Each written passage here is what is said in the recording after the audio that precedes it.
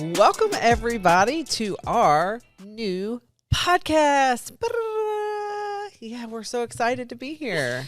Yeah, and so we're thinking we have come up with no less than probably 150 different possible names for this website podcast, and I think we've settled on one as of like this morning, and it's Nudes and Ludes with Jules and Joe. We are totally going to explain that more later. Yes, yeah, we are. But it's interesting though how it came to be. Scott, who is the hold on, we need to introduce ourselves. Oh yeah, that's right. Hey, I'm Joanna. Hey, I'm Julie. Yeah, Julie Cole. Joanna, Derrick. Oh, we're going with Joanna, Derrick today. Just today. Yeah, just today. Okay. Okay, so back to So Scott, are you a producer? Okay, the producer of this podcast. Last time I guest appeared on the Cole Wellness when I licked the microphone, and he happened to get audio of it, obviously. And anyway, I walked in this morning and was like, hey, I hear you have an audio file of me licking the microphone. And, of course, that conversation devolved very quickly.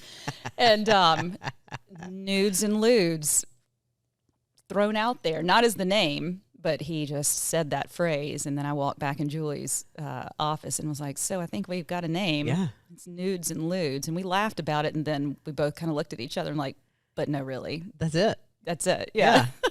And so, which is a great segue to our point of gratitude today. Yeah. Yeah. Yeah, you go ahead. Okay. So we, on the Cole Wellness podcast, we try to start out with a point of gratitude, and you and I talked, and I think we're going to try to do something similar here. Yeah. I think it really is just kind of centers us. So today, my gratitude is for curiosity, just being curious, the willingness to just be open to what comes, to be curious about what that means, to hold it with an open hand. Yeah.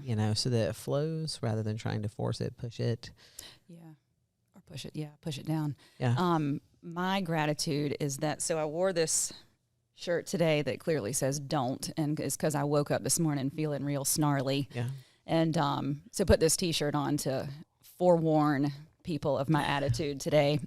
But what I'm grateful for is that people have ignored it today, and in a good way. Yeah. People actually still meeting my eyes and smiling at me, even though I've got this snarl on my face and snarl across my shirt, and so I'm grateful for that, because I have a better attitude now.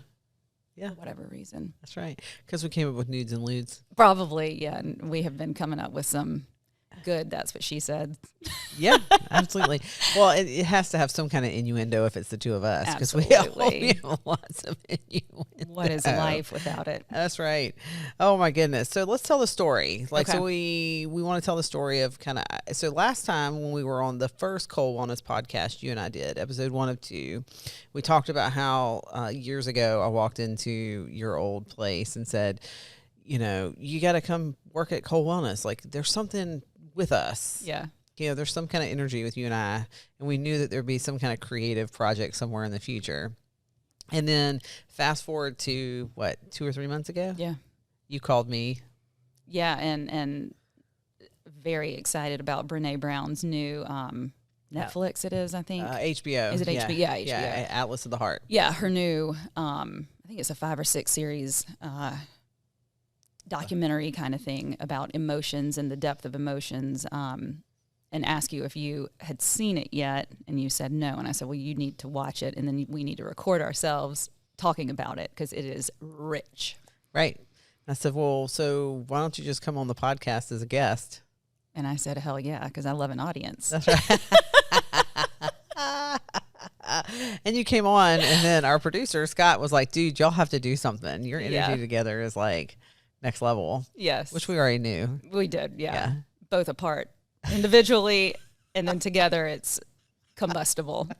I love it. Oh, that's so funny. I love it. But yeah, then it started this search for the name, and I was telling somebody a couple of days ago, like, there is no creative name or idea left in this world. I don't think. Everything we would come up with, someone already had a podcast named that. Even to the point of, what was it, codwomple? Yeah. It's like an old English word, like codwompling. And it means something. It means to like meander through life, but intentionally. Right. And so it made sense, you know. And I think you kind of liked the name. Yeah. We laughed about it. And laughed about it. And I looked it up in just Sure in iTunes, and there's like 3 of them named Codwomple. But not nudes and ludes. That's right. Oh my goodness. So you explain what the actually, significance. let's start with the story. Okay. Because I think that lends to, and that's what made me, you told me the story, and it's what made me think about curiosity. Because, like, nudes and ludes, like, obviously could totally be misrepresented. I mean, I think everybody's first thought is, like, porn style stuff, right? Yeah. You know, that, like, is this where we're going? Bow, bow, bow, bow, bow, you know? Yeah. But it's like, it actually, for us, I laugh because it's like at this, like, first pass meaning. But then there's so much under it. Yeah, as it matriculates down. Yeah. Yeah, it's definitely not that emotional porn, maybe. Right. Probably. For everybody listening, for sure. We are on stage performing. So, but what kind of, what was funny is you told me this story, and I said, you know what, nudes and ludes may not actually be the worst idea. Yeah. Mm-hmm. Yeah, the porch story. Yeah, Lady on my porch. Yeah. Okay, so I've been doing a series of writing.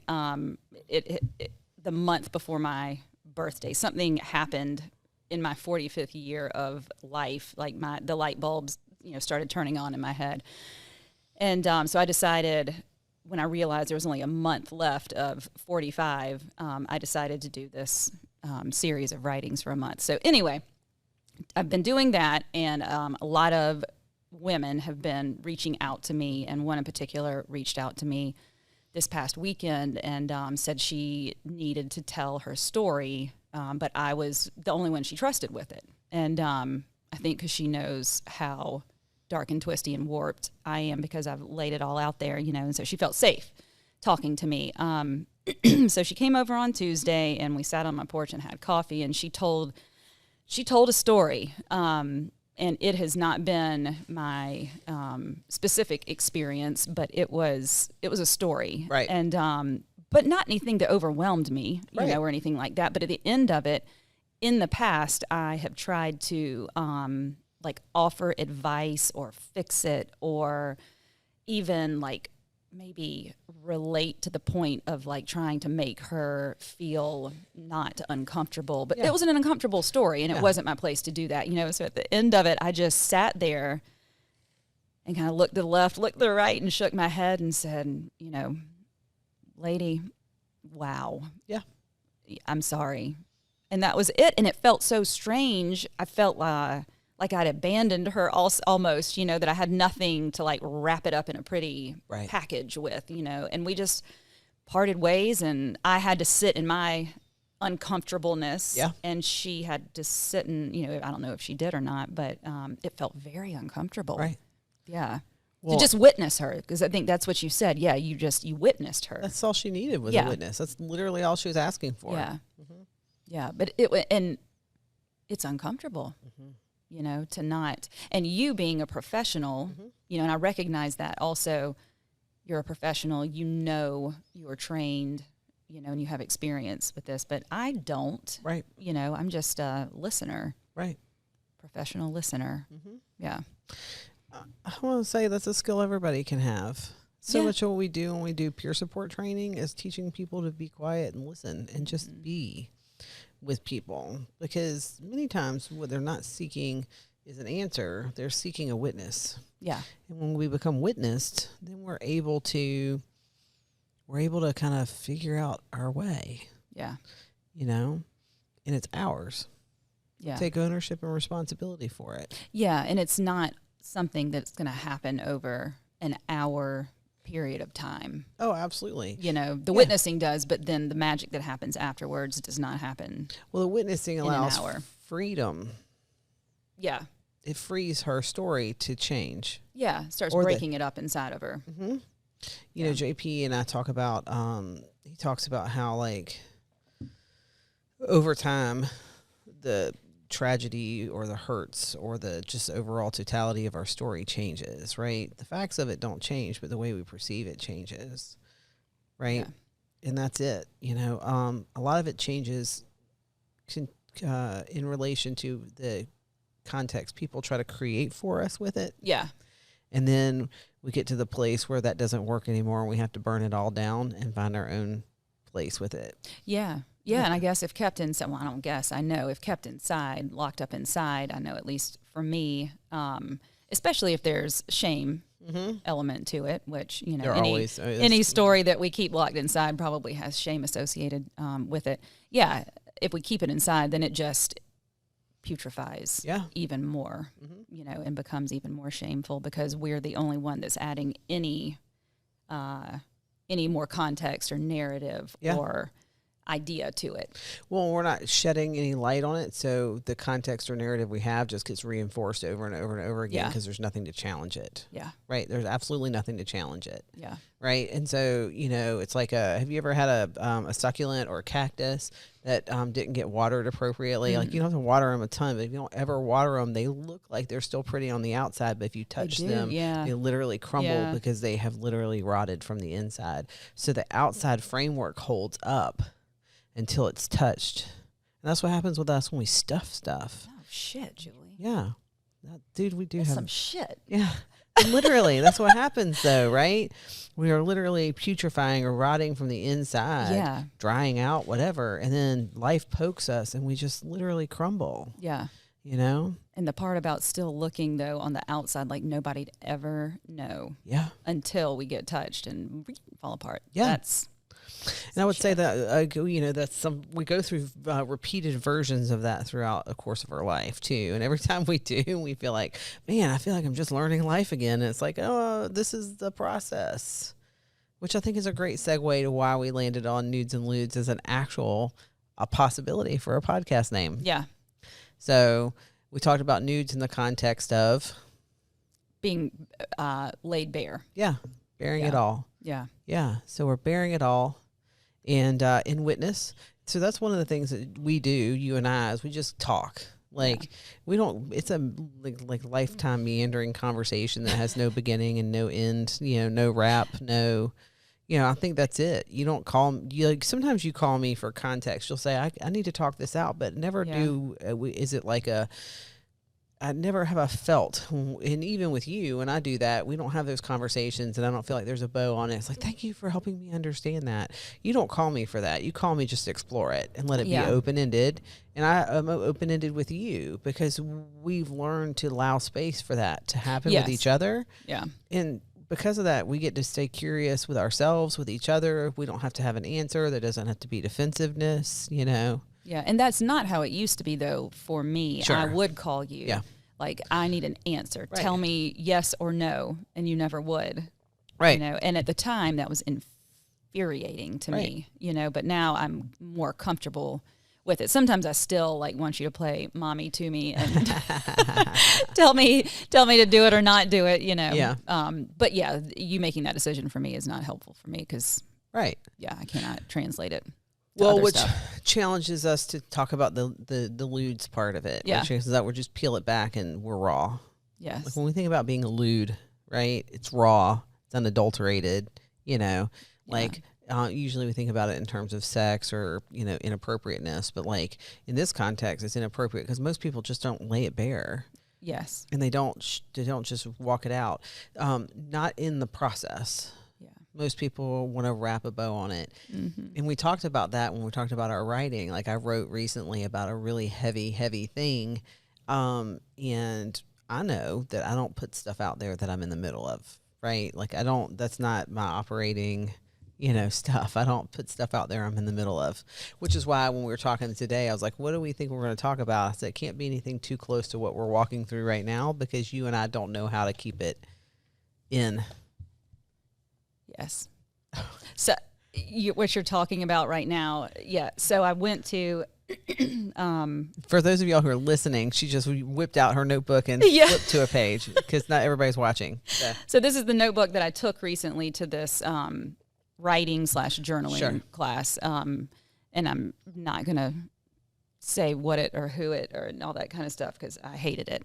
But when you were just talking about the whole lewd thing and putting a pretty bow on stuff, that's what this whole 90 minutes of writing was. Everyone in there was so fucking positive. And we talked about the whole toxic positivity, you know, and I'm looking around at these other participants, you know, and like I'm wanting to like scream. I mean, literally, I feel like a caged animal.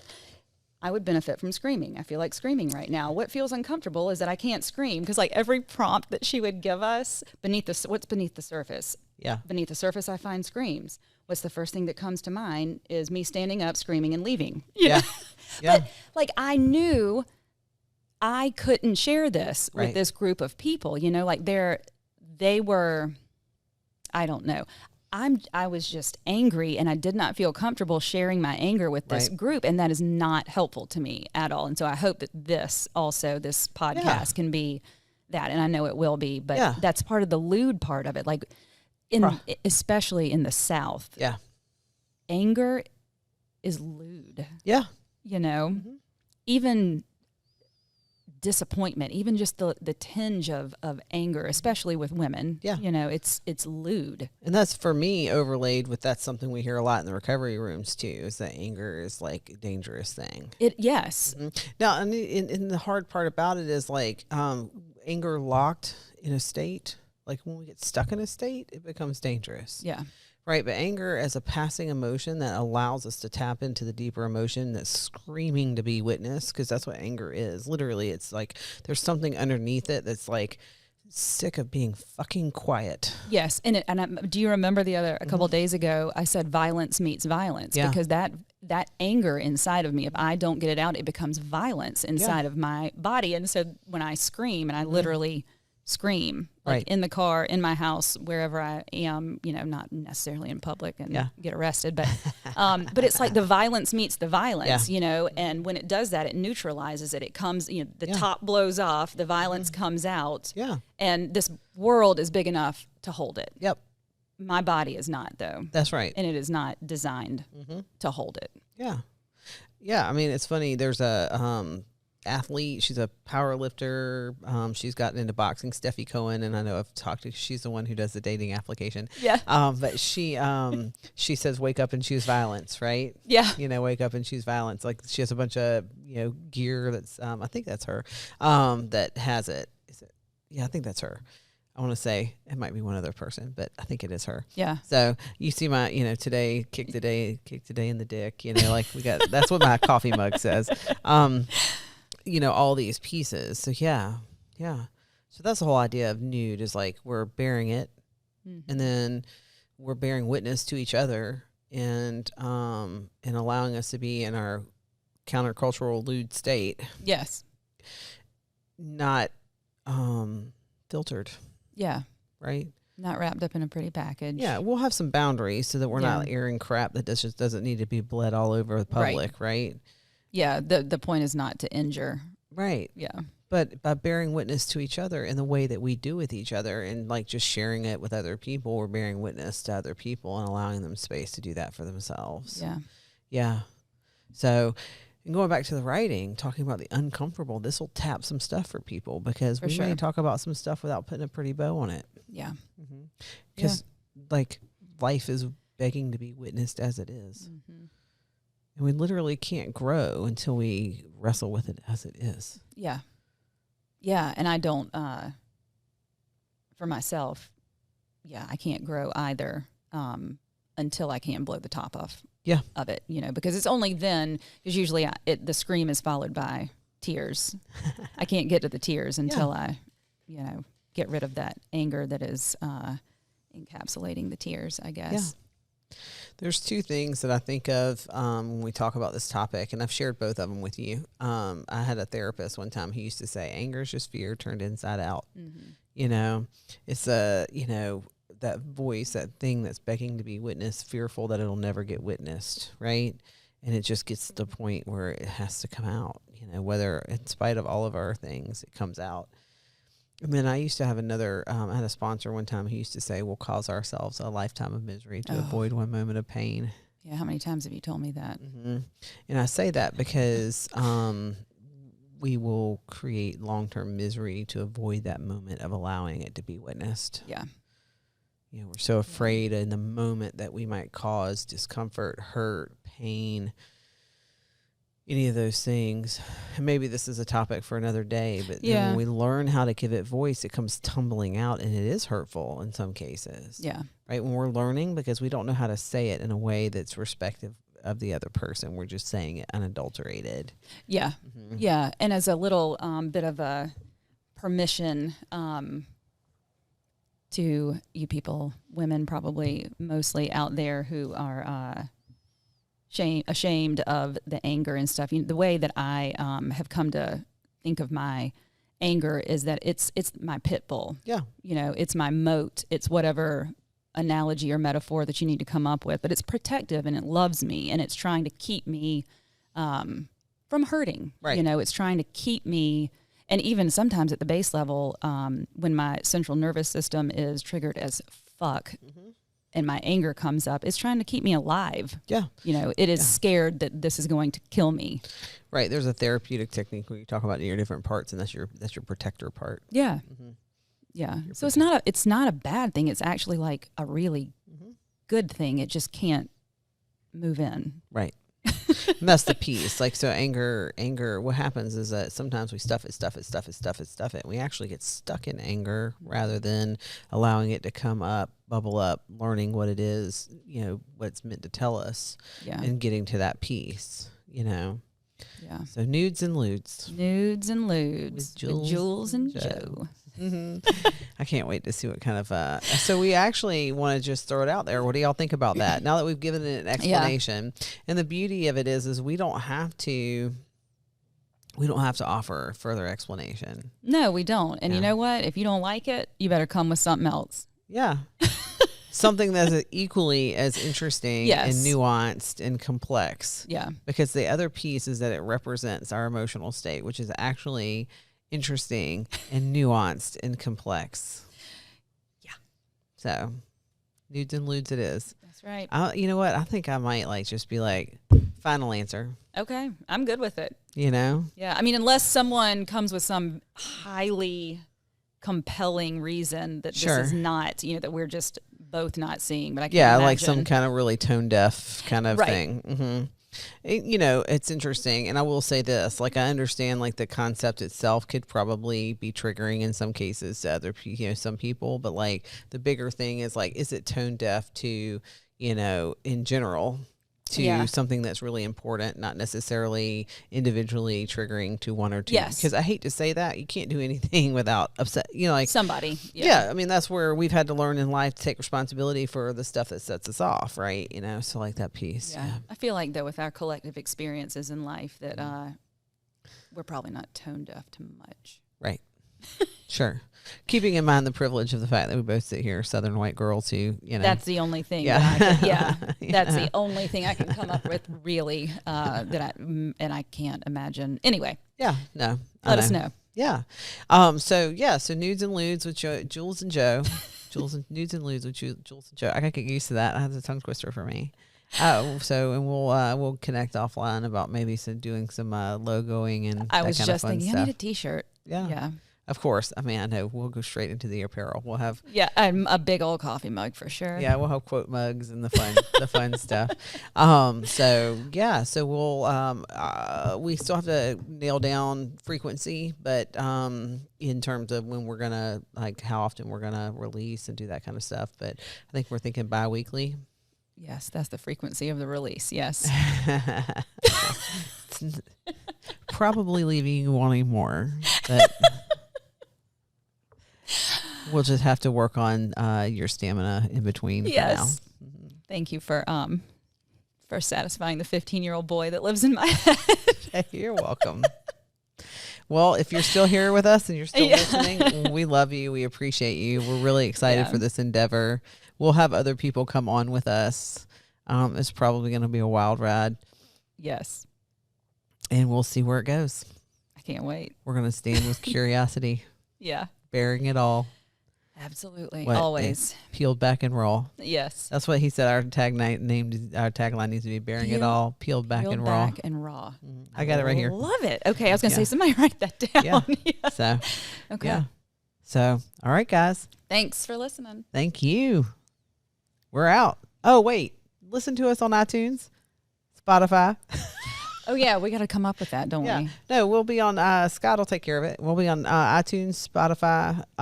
We'll go live on Facebook. We'll probably. Look out for our new Facebook page. Yeah, we'll look out for our new social channels. We'll go ahead and create that and get that going. So we'll have it all out there, but we'll do the same thing we do with the Cold Wellness podcast. I'm sure for now we'll put it on iTunes, on Spotify, YouTube, Spotify, and then we'll create the social media channels and have those launched there too. Word. And we'll come up with some fun graphics. Yep. All right. Thank you, everybody. We appreciate you so much, and thanks for just being along on the ride with us.